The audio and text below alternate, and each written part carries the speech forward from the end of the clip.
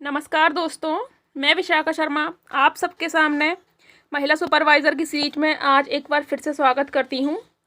कुछ दिनों से वीडियो नहीं आ पा रहा है। इसका रीज़न ये है कि मेरा और हेमंत सर का दोनों का असिस्टेंट प्रोफेसर के इंटरव्यू के लिए इंटरव्यू कॉल लगा हुआ है। इसके चलते अभी हम अपनी जो फॉर्मेलिटीज़ होती हैं डॉक्यूमेंट सबमिशन की, उसमें व्यस्त थे। अब आपकी वीडियो कंटिन्यू आती रहेगी। तो आज का जो हमारा टॉपिक है वो है घरेलू हिंसा से महिलाओं का संरक्षण। घरेलू हिंसाओं से महिलाओं का संरक्षण, या इस एक्ट को हम अंग्रेजी में पढ़ते हैं protection of women for domestic violence. Act कब का है? 2005 का है। सबसे पहले हमें यही याद रखना पड़ता है कि कौन सा एक्ट किस ईयर का है। तो डोमेस्टिक वायलेंस एक्ट कब का है? 2005 का है। अब जब भी कोई एक्ट पढ़ते हैं, दो तिथियां देखते हैं हम, मीन्स दो डेट देखते हैं, एक पारित होने की तिथि और एक लागू होने की। पारित होना मीन्स मैंने कई बार बताया कि प्रेसिडेंट क्या करता है, इस पर सिग्नेचर करता है, ठीक है। प्रेसिडेंट के हस्ताक्षर होते हैं। और कब होते हैं हस्ताक्षर? जब कोई भी बिल होता है वो लोकसभा और राज्यसभा दोनों से पास हो जाता है, मीन्स पारित हो जाता है। तो हमने देखा कि राष्ट्रपति ने हस्ताक्षर किए 13 सितंबर 2005 को, और इम्प्लीमेंट कब हुआ इस एक्ट का? 26 अक्टूबर 2006 से। हमने दोनों तारीखें देख ली, ईयर देख लिया। अब देखते हैं इसमें कुछ चैप्टर हैं और कुछ इसमें सेक्शन है। चैप्टर टोटल 5 हैं और सेक्शन टोटल 37 हैं। इसके बाद हम आगे देखते हैं। आगे हम देखते हैं कि इसका उद्देश्य क्या है, घरेलू हिंसा से महिलाओं को बचाना। इसके बाद हम इसके पूरे चैप्टर देख लेते हैं, 5 के 5 चैप्टर देख लेते हैं, इसके चैप्टर्स में क्या क्या है, ठीक है। तो इसके जो चैप्टर्स हैं उसमें पहले चैप्टर में क्या है? प्रारंभिक। मीन्स इसमें सेक्शन 1 और 2 आती है। सेक्शन 1 में आपको पता है क्या होता है? संक्षिप्त नाम, प्रारंभ और इसका क्षेत्राधिकार, मतलब कि ये कितने भाग पर लागू है वो रहता है। सेक्शन 2 में क्या है? परिभाषाएं रहती हैं। तो ये दोनों किस चैप्टर में? फर्स्ट चैप्टर में। इसके बाद चैप्टर नंबर 2 है। चैप्टर नंबर 2 में ओनली सेक्शन 3 देखना है हमको, ठीक है। सेक्शन नंबर 3 मतलब चैप्टर 2 मीन्स घरेलू हिंसा। इसके बाद चैप्टर 3 में क्या है? संरक्षण अधिकारियों, सेवा प्रदाताओं आदि की शक्तियां और कर्तव्य। इस चैप्टर को हमको देखना है सेक्शन नंबर 4 से 11 तक, ठीक है। सेक्शन 4 से लेकर के सेक्शन 11 तक हम चैप्टर 3 में बात करेंगे, जिसमें संरक्षण अधिकारियों की संरक्षण अधिकारी, सेवा प्रदाता और उनकी शक्तियां और उनके कर्तव्य, ठीक है। उसके बाद चैप्टर नंबर 4 क्या है? अनुतोषों के आदेश प्राप्त करने की प्रक्रिया। अनुतोष मीन्स होता है एक तरह से रिलीफ, ठीक है। महिलाओं को रिलीफ कैसे मिलेगा, मतलब जो घरेलू हिंसा से पीड़ित महिला है उसको रिलीफ कैसे कैसे मिलेगा, वो सारी प्रोसेस किस में है? चैप्टर नंबर 4 में। और ये चैप्टर नंबर 4 कहाँ से कहाँ तक है? 12 से लेकर के 29 तक, ठीक है। उसके बाद चैप्टर नंबर 5 प्रकीर्ण, ये कहाँ से कहाँ तक है? 30 से लेकर के 37 तक। इस तरह से हमें सारे चैप्टर्स कवर करना है। सबसे पहले पहला चैप्टर है प्रारंभिक, जिसमें सेक्शन नंबर 1 और 2 है। उसके बाद दूसरा चैप्टर है, दूसरे चैप्टर में सेक्शन नंबर 3 देखना है। तीसरे चैप्टर है संरक्षण अधिकारी, सेवा प्रदाताओं की शक्तियां और कार्य, सेक्शन 4 से 11 तक। उसके बाद रिलीफ से संबंधित अपने को देखना है अनुतोष, मतलब कि राहत कैसे कैसे मिलेगी। तो ये है सेक्शन 12 से लेकर 29 तक। उसके बाद मिसलेनियस मतलब प्रकीर्ण, ठीक है, वो है 30 से लेकर के 27 तक। इसके बाद हम आगे बढ़ते हैं। अब हम एक एक चैप्टर को डिटेल में पढ़ेंगे, ठीक है। सबसे पहले मैंने जैसा आपको बताया है धारा 1 में क्या है? संक्षिप्त नाम, मतलब इस एक्ट का नाम क्या है? तो इस एक्ट का नाम है घरेलू हिंसा से महिलाओं का संरक्षण। इसका विस्तार संपूर्ण भारत पर है। प्रारंभ कब से हुआ था? तो हमने प्रारंभ की तिथि भी देख ली थी। प्रारंभ की तिथि क्या देखी थी हमने? 26 अक्टूबर 2006, ठीक है। तो इस तरह से हमने संक्षिप्त नाम, विस्तार और प्रारंभ कब से इम्प्लीमेंट? 26 अक्टूबर 2006 से, ये देख लिया। इसके बाद हम देखते हैं धारा 2 में परिभाषाएं। अब परिभाषाएं तो इसमें बहुत सारी हैं, लगभग क्यू तक जाती हैं परिभाषाएं, लेकिन हम देखते हैं कि इम्पोर्टेंट परिभाषाएं क्या क्या हैं। 2A में है व्यथित व्यक्ति। अब व्यथित व्यक्ति का मतलब क्या है? वह महिला जो प्रत्यर्थी के साथ घरेलू नातेदारी में है या रही है। अब मैं आपको यहाँ पे कुछ बातें क्लियर कर देती हूँ। व्यथित मतलब क्या होता है? पीड़ित, ठीक है। व्यथित मतलब कौन होगा? पीड़ित। और पीड़ित कौन होगा इसमें? महिला ही होगी। कौन होगी? महिला। प्रत्यर्थी मतलब कौन होगा? दोषी व्यक्ति या आरोपी, जैसे हम बोलते सामान्य भाषा में। और ये कौन होगा? ये पुरुष होगा, ठीक है। घरेलू हिंसा अधिनियम तभी लागू होगा जब कोई पुरुष के द्वारा किसी महिला के विरुद्ध घरेलू हिंसा की गई है। अगर महिलाओं के बीच में घरेलू हिंसा है तो उसे घरेलू हिंसा नहीं कहेंगे, वो हिंसा है सामान्य रूप से। ठीक है, तो ये बात क्लियर है। व्यथित व्यक्ति देखो यहाँ क्लियर है कि वह महिला, मतलब व्यथित व्यक्ति कौन होगा, महिला होगी, जो प्रत्यर्थी के साथ घरेलू नातेदारी में है। 2B में बालक की परिभाषा है 18 वर्ष या उससे कम के जो भी व्यक्ति है वो बालक है। ठीक है, इसके बाद हम देखते हैं 2E है घरेलू घटना रिपोर्ट, जिसे हम बोलते हैं DIR, डोमेस्टिक इंसिडेंट रिपोर्ट। ठीक है, डोमेस्टिक इंसिडेंट रिपोर्ट। जनरली हम FIR देखते हैं सामान्य चीज़ों में, FIR फर्स्ट इन्वेस्टिगेशन रिपोर्ट, लेकिन यहाँ देखते हैं घरेलू हिंसा में DIR means domestic incident report. ठीक है, मीन्स क्या है, घरेलू घटना रिपोर्ट। ये क्या होती है, ये 2E में इसको डिफाइन किया है। व्यथित व्यक्ति से घरेलू हिंसा की शिकायत की प्राप्ति पर विहित प्रारूप में तैयार की गई रिपोर्ट। मीन्स क्या है कि इसमें जो व्यथित व्यक्ति है वो शिकायत करता है अपनी, और किस बात की शिकायत करता है कि उसके साथ घरेलू हिंसा हुई है, तो उस रिपोर्ट को हम FIR ना कह के क्या बोलते हैं, DIR। ठीक है, उसके बाद घरेलू नातेदारी क्या होता है, तो इसकी डेफिनेशन 2F में है। घरेलू नातेदारी मतलब कि दो व्यक्ति जो शारीरिक गृहस्थी में रहते हैं या रह रहे हों और उनके बीच या तो ब्लड रिलेशन हो, मीन्स एक भाई अपनी बहन पर घरेलू हिंसा कर रहा है तो वो ब्लड रिलेशन हो गया। ठीक है, एक पिता अपनी बच्ची पर घरेलू हिंसा कर रहा है तो वो ब्लड रिलेशन हो गया। ठीक है, या विवाह संबंध, मतलब एक पति अपनी पत्नी पर घरेलू हिंसा कर रहा है, या दत्तक ग्रहण मीन्स एक कोई अडॉप्टेड मतलब चाइल्ड है, मीन्स डॉटर चाइल्ड है, उस पर उसके पिता के द्वारा घरेलू हिंसा की जा रही है। तो ये सारे जो रिलेशन है उसको घरेलू नातेदारी कहते हैं। कौन कौन से, ब्लड रिलेशन, मैरिटल रिलेशंस और अडॉप्शन वाले रिलेशन। ठीक है, तो ये है घरेलू नातेदारी। किसमें घरेलू नातेदारी की परिभाषा 2F में है। व्यथित व्यक्ति की परिभाषा काय में थी, 2A में थी, बालक की B में थी, DIR E में है, F में घरेलू नातेदारी। इसके बाद हम आगे बढ़ते हैं 2G है घरेलू हिंसा। अब इसकी परिभाषा वही है जो धारा 3 में दी गई है। इसके बाद देखते हैं हम 2Q में प्रत्यर्थी की परिभाषा है। प्रत्यर्थी कौन होता है, ऐसा वयस्क पुरुष। अब यहाँ ध्यान देने वाली बात है कि व्यथित महिला, व्यथित कौन था, व्यथित व्यक्ति था महिला, व्यथित हमेशा कौन होगा, व्यथित होगी हमेशा फीमेल, और प्रत्यर्थी हमेशा कौन होगा, मेल। ठीक है, मीन्स 2Q में प्रत्यर्थी की परिभाषा ऐसा वयस्क पुरुष जो व्यथित व्यक्ति के साथ साझी नातेदारी में है या रह रहा है एवं व्यथित व्यक्ति ने इस अधिनियम के तहत उसके विरुद्ध अनुतोष चाहा है। ठीक है, ये हो गया प्रत्यर्थी। इस तरह से हमने अपनी परिभाषाएं कवर की हैं। परिभाषाओं में हमने कौन कौन सी परिभाषा देखी है, 2A में क्या है, व्यथित व्यक्ति, 2B में बालक की परिभाषा देखी थी, 2E में हमने DIR देखा था, 2F में हमने घरेलू नातेदारी देखी थी, 2G में हमने घरेलू हिंसा देखी, और 2Q में हमने प्रत्यर्थी देखा। इस तरह से हमने डेफिनेशंस कवर की।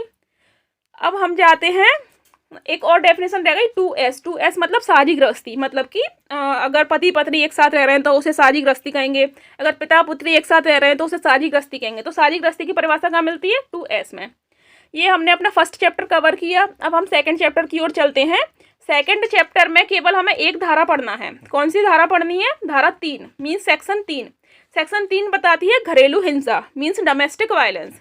अब डोमेस्टिक वायलेंस क्या होगा, यदि प्रत्यर्थी व्यथित महिला का, मीन्स प्रत्यर्थी मीन्स क्या है, आरोपी पुरुष, अगर कोई पुरुष किसी महिला का, महिला है, व्यथित कौन है, पीड़ित कौन होगी, महिला का कैसे कैसे शोषण करे, शारीरिक, लैंगिक, मौखिक एवं भावनात्मक और आर्थिक दुरुपयोग करता है, या उसे किसी प्रकार की संपत्ति की मांग के लिए उत्पीड़ित करता है, तो उसे घरेलू हिंसा कहेंगे। ठीक है, मीन्स किसी के साथ में वो मारपीट कर रहा है, शारीरिक हो गया। लैंगिक मीन्स किसी के साथ में वो लैंगिक संबंध बनाने के लिए जोर जबरदस्ती कर रहा है, तो ये भी घरेलू हिंसा है। मौखिक और भावनात्मक मतलब किसी को गाली गलौज कर रहा है, किसी की भावना को ठेस पहुंचा रहा है। आर्थिक दुरुपयोग कर रहा है, उसकी जो उसके पास बेचारी ने पैसे एकत्रित करके रखे उन्हें छीन रहा है, उसे मार पीट रहा है, उसके गहने छीन रहा है, या उसे किसी संपत्ति मांगने के लिए उत्पीड़ित कर रहा है। अगर कोई किसी मतलब कोई मेल है अपनी वाइफ से बोल रहा है कि जाओ अपने मायके से ये दहेज लेकर आओ, ये लेकर आओ, तो इसे क्या बोलते हैं हम, उत्पीड़न। ठीक है, किसी संपत्ति के लिए प्रेशराइज करना, उसे उत्पीड़न कहते हैं। तो ये सारी जो चीज़ें हैं वो घरेलू हिंसा के अंतर्गत आ जाती हैं। इतनी बात क्लियर है। अब घरेलू हिंसा की परिभाषा हमने कहाँ देखी है, धारा 3 में। ये हो गया हमारा चैप्टर नंबर 2। अब हम चलते हैं अपने चैप्टर नंबर 3 की तरफ। चैप्टर नंबर 3 में हमने क्या देखा था, संरक्षण अधिकारियों सेवा प्रदाताओं के कर्तव्य एवं शक्तियाँ। हम धारा 4 देखते हैं, धारा 3 तक हम कवर कर चुके हैं। धारा 4 क्या है, संरक्षण अधिकारी को जानकारी दिया जाना एवं जानकारी दिए जाने वाले के अधिकार का अपवर्जन। सपोज करो मेरे पास में किसी महिला के ऊपर घरेलू हिंसा हो रही है, मैं संरक्षण अधिकारी को इस बारे में जानकारी दूं और इसमें मतलब मुझे सुरक्षित रखा जाएगा, है ना, मेरी जो गोपनीयता है उसे भंग नहीं किया जाएगा। या अगर जो जानकारी दी गई है वो किसी 1-8% अगर वो झूठ भी निकलती है तो उस पर कोई कार्यवाही नहीं होगी जो जानकारी दे रहा है, मतलब उसके अधिकारों का क्या है, अपवर्जन है। ठीक है, इसके बाद हम आगे देखते हैं, इसमें और देख लेते हैं। इसके अंतर्गत यदि किसी व्यक्ति को यह विश्वास हो जाता है कि किसी स्थान पर घरेलू हिंसा का कार्य हो चुका है या होने वाला है या हो रहा है, तो अब वह संरक्षण अधिकारी को इस संबंध में सूचित करता है। उसके द्वारा की गई सद्भावनापूर्वक कार्रवाई के लिए उस पर कोई सिविल या दंडिक कार्रवाई नहीं की जाएगी। ठीक है, ये है हमारी ये धारा 4। इसके बाद हम आगे बढ़ते हैं अपनी धारा 5 की तरफ। धारा 5 में क्या है, पुलिस अधिकारियों सेवा प्रदाताओं एवं मजिस्ट्रेट के कर्तव्य। मीन्स इसमें क्या है, जो पुलिस अधिकारी हैं, जो सेवा प्रदाताओं का सेंस यहाँ पे एनजीओ से है, मजिस्ट्रेट हैं, वो सब महिला को बताएंगे कि तुम्हारे ये अधिकार हैं, तुम इन अधिकारों की मांग कर सकती हो गवर्नमेंट से, है ना, या एनजीओ से या हेल्थ डिपार्टमेंट से। ऐसा कोई भी पुलिस अधिकारी, संरक्षण अधिकारी, सेवा प्रदाता या मजिस्ट्रेट जिसे घरेलू हिंसा की जानकारी प्राप्त होती है, वो विभिन्न जानकारी महिला को देता है। अब कौन सी जानकारियाँ देता है, महिलाओं को प्राप्त होने वाले अधिकार। ठीक है, मतलब कि प्राप्त करने के महिला किन अधिकारों को प्राप्त कर सकती है। ठीक है, महिला के अधिकार। सेवा प्रदाताओं संरक्षण अधिकारियों की सेवाओं की उपलब्धता, मीन्स जो एनजीओ हैं वो कौन कौन सी सेवाएं उपलब्ध कराते हैं। निःशुल्क की प्रतीक सहायता, निःशुल्क चिकित्सीय सहायता। ठीक है, निःशुल्क चिकित्सीय और विधि जो विधि मतलब कि जो कानूनी सहायता होती है वो, उसे प्राप्त करने के उसके अधिकार। इसके बाद धारा 6 क्या है, आश्रय गृहों के कर्तव्य। आश्रय गृह क्या है, मीन्स जो भी निवास से संबंधित आश्रय गृह होते हैं उनके क्या कर्तव्य हैं। तो इनका जो भी रिस्पॉन्सिबल व्यक्ति होता है वो महिला को जो भी संभव हो सके वो सुविधाएं उपलब्ध कराता है। धारा 7 में क्या है, चिकित्सीय सुविधाओं के कर्तव्य। इसमें भी वही है कि जो चिकित्सा का जो भार साधक व्यक्ति है वो महिला को जो उस स्थिति में जो पॉसिबल चिकित्सीय सुविधा होती है वो उपलब्ध करवाता है। इसके बाद धारा 8 में संरक्षण अधिकारियों की नियुक्ति। संरक्षण अधिकारियों की नियुक्ति कौन करता है, स्टेट गवर्नमेंट। ठीक है, कौन करती है, स्टेट गवर्नमेंट करती है। ठीक है, एमपी गवर्नमेंट करेगी, मतलब एमपी में कौन करेगा, एमपी गवर्नमेंट। इसके बाद हम देखते हैं धारा 9 में क्या है, एक बार धारा 8 में और देख लेते हैं। यह नियुक्ति राज्य सरकार के द्वारा की जाएगी। जहाँ तक संभव होगा संरक्षण अधिकारी महिला होंगी। इंपॉर्टेंट बात है, संरक्षण अधिकारी कौन होंगी, महिला होंगी। इसका रीज़न है कि अगर किसी महिला से घरेलू हिंसा हुई है तो वो इसकी शिकायत महिला से करने में ज़्यादा कंफर्टेबल रहेगी, है ना। इसके बाद धारा 9 देखते हैं, संरक्षण अधिकारियों के कर्तव्य। वह मजिस्ट्रेट को, स्थानीय पुलिस थाने में भार साधक पुलिस अधिकारी को, सेवा प्रदाता को घरेलू हिंसा की रिपोर्ट भेजता है। अब चूंकि क्या हुआ है कि एक कोई महिला है, ठीक है, एक कोई फीमेल है, उसने अपनी कंप्लेन करी है, शिकायत की है, किसको की है, संरक्षण अधिकारी को। अब ये जो संरक्षण अधिकारी है ये किस को इसकी रिपोर्ट भेजेगा, ये रिपोर्ट भेजेगा किसको, पुलिस थाने में पुलिस अधिकारी को, मतलब पुलिस थाने में पुलिस अधिकारी को भेजेगा, मजिस्ट्रेट को भेजेगा और सेवा प्रदाताओं को भेजेगा। ठीक है, इसके अतिरिक्त अनुतोष और विधिक सहायता प्राप्त करने के लिए महिला की मदद करेगा। ये धारा 9 में देख लिया। उस क्षेत्र के सभी सेवा प्रदाताओं की सूची भी रखेगा, मीन्स सारे जो भी एनजीओज हैं, सारे हॉस्पिटल्स हैं, उन सब की लिस्ट भी वो संरक्षण अधिकारी बना के रखेगा। अब हम देखते हैं धारा 10 में सेवा प्रदाता कौन होते हैं। इसके अंतर्गत किसी एनजीओ या कंपनी के द्वारा महिला के हितों की रक्षा की जाती है, मीन्स जो भी एनजीओज हैं वो सेवा प्रदाता हैं। सरकार के क्या कर्तव्य होते हैं, अब जो गवर्नमेंट है वो क्या करेगी, प्रमोट करेगी महिला के अधिकारों को, है ना। विभिन्न अंतरालों पर लोक मीडिया के माध्यम से अधिनियम का प्रचार, संबंधित पुलिस अधिकारियों एवं न्यायिक सदस्यों को प्रशिक्षण, विभिन्न मंत्रालयों में समन्वय, ये सारे कार्य किसके हैं, गवर्नमेंट के कार्य हैं। ठीक है, अब ये चैप्टर हमने चैप्टर नंबर 3 कवर कर लिया, जिसमें संरक्षण अधिकारियों, सेवा प्रदाताओं आदि के कर्तव्य और शक्तियाँ थे। इसके बाद चैप्टर नंबर 4 देखते हैं, अनुतोषों के आदेश प्राप्त करने की प्रक्रिया। मीन्स जो रिलीफ है उसका जो आदेश होगा, मतलब कि उसका जो ऑर्डर होगा मजिस्ट्रेट के द्वारा दिया जाएगा, वो कैसे होगी प्रोसेस उसकी। तो धारा 12 बोलती है मजिस्ट्रेट को आवेदन। अब मजिस्ट्रेट को आवेदन कौन करेगा, या तो संरक्षण अधिकारी कर सकता है, या व्यथित व्यक्ति खुद कर सकता है, या उसकी ओर से उसका कोई रिलेटिव वगैरह कर सकता है। ठीक है, एक से अधिक अनुतोष प्राप्त करने के लिए मजिस्ट्रेट को आवेदन करते हैं। लेकिन मजिस्ट्रेट आवेदन प्रस्तुत करने से पहले संरक्षण अधिकारी या सेवा प्रदाता से DIR प्राप्त करेंगे। ठीक है, मजिस्ट्रेट को आवेदन तो किया जाएगा, लेकिन उसके साथ क्या है, जो डोमेस्टिक इंसिडेंट रिपोर्ट थी जो संरक्षण अधिकारी या पुलिस अधिकारी के द्वारा लिखी गई, उसको मजिस्ट्रेट प्राप्त करेगा। मजिस्ट्रेट द्वारा सुनवाई की पहली तारीख घोषित की जाएगी, जो न्यायालय के द्वारा आवेदन प्राप्ति के 3 दिन से अधिक नहीं होगी। मीन्स क्या हुआ कि मजिस्ट्रेट को आवेदन किया, अब जो मजिस्ट्रेट को आवेदन होगा ना, उसके 3 दिन के भीतर, ठीक है, 3 दिन के भीतर क्या होगा कि सुनवाई की तारीख घोषित कर दी जाएगी। पहली सुनवाई से अधिकतम 30 दिन, मैक्सिमम कितने टाइम पीरियड में ये इस मामले को निपटा दिया जाएगा, 30 दिन के भीतर। इतनी बात क्लियर है। इसके बाद देखते हैं धारा 13, ये हमने धारा 12 में देखा था, मजिस्ट्रेट के द्वारा सुनवाई वगैरह। ठीक है, मजिस्ट्रेट के मतलब मजिस्ट्रेट को आवेदन करने की प्रक्रिया धारा 12 में। इसके बाद धारा 13 में करते हैं सूचना की तामील। मीन्स मजिस्ट्रेट ने जो घोषणा की है उसको इम्प्लीमेंट किया जाएगा, उसकी तामील की जाएगी। धारा 12 के अधीन मजिस्ट्रेट द्वारा की जाने वाली सुनवाई की सूचना संरक्षण अधिकारी को दी जाएगी, जो प्रत्यर्थी और अन्य व्यथित व्यक्तियों पर 2 दिन के भीतर, ठीक है, कितने दिन के भीतर, 2 दिन के भीतर इसकी तामील की जाएगी, मतलब इसको इम्प्लीमेंट किया जाएगा, लागू की जाएगी ये सूचना। या मजिस्ट्रेट अगर कोई एक्स्ट्रा टाइम निर्धारित करता है तो उसमें रिलैक्सेशन दे दिया जाएगा कि 5 दिन के भीतर तुम्हें यहाँ हाजिर होना है, ऐसा। इसके बाद हम आगे देखते हैं धारा 14। धारा 14 में क्या है, परामर्श। अगर मजिस्ट्रेट को लगता है कि जो व्यथित व्यक्ति है और जो प्रत्यर्थी है, मीन्स जो पीड़ित है और जो दोषी है, उनको अकेले में या संयुक्त रूप से सेवा प्रदाता से परामर्श करने का निर्देश दे सकता है। मतलब अगर मजिस्ट्रेट को लगता है कि इनकी काउंसलिंग जरूरी है, ठीक है, इनकी क्या कराई जानी चाहिए, थोड़ी सी काउंसलिंग कराई जानी चाहिए, तो मजिस्ट्रेट काउंसलिंग के लिए आदेश दे देता है। अगली सुनवाई निर्देश के 2 माह के भीतर की जाएगी। इसके बाद धारा 15 में क्या है, कल्याण विशेषज्ञ की सहायता। मीन्स क्या है, अगर मजिस्ट्रेट चाहे तो कुछ कल्याण विशेषज्ञ होते हैं, मतलब कुछ जो सोशल वेलफेयर में काम करने वाले कुछ विशेषज्ञ लोग होते हैं, उनकी सहायता ले सकता है। ठीक है, कल्याण विशेषज्ञ की संभव हो तो महिला जो परिवार कल्याण में लगी हो, व्यथित व्यक्ति की रिश्तेदार हो भी सकती है और ना भी, उसकी सहायता ले सकता है। धारा 16 में कार्यवाहियों को बंद कमरे में किया जाना। अगर प्रत्यर्थी या व्यथित महिला अगर ये रिक्वेस्ट करते हैं कि ये जो कार्यवाही है वो बंद कमरे में की जाए, तो मजिस्ट्रेट को अगर लगता है ठीक, तो वो बंद कमरे में कार्रवाई किए जाने का आदेश दे सकते हैं। इसके बाद है धारा 17, साझी गृहस्थी में निवास करने का अधिकार।